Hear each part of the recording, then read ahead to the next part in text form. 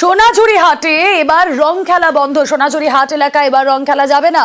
সোনাঝুরি হাট এলাকায় বন দপ্তরের পোস্টার, দোলের দিন এই এলাকায় গাড়ি চলাচল বন্ধ, ড্রোন ওড়ানো বন্ধ, নির্দেশিকা জারি। জঙ্গল বাঁচাতেই বন দপ্তরের সিদ্ধান্ত। বিশ্বভারতীতেও দোলের দিন বসন্ত উৎসব হচ্ছে না।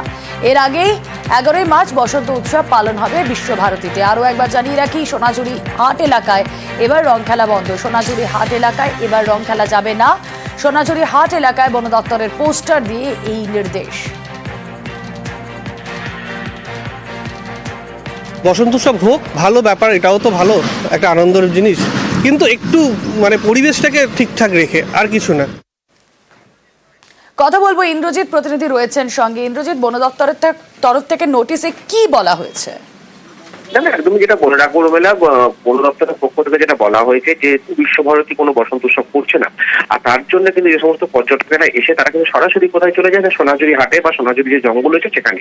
আর সেখানে যাতে কোনোভাবে কোনো পর্যটক এসে রং না খায় তার জন্য আবেদন করেছে। পাশাপাশি ওই রাস্তা দিয়ে বা ওই সোনাঝুরি জঙ্গলের মধ্যে সেদিকে কোনো যানবাহন তারা প্রবেশ করতে দেবে না। এছাড়াও কোনো ছবি তোলা যাবে না, অর্থাৎ ড্রোন ক্যামেরা উড়ানো যাবে না। এছাড়া বিভিন্ন ধরনের নিষেধাজ্ঞা রয়েছে।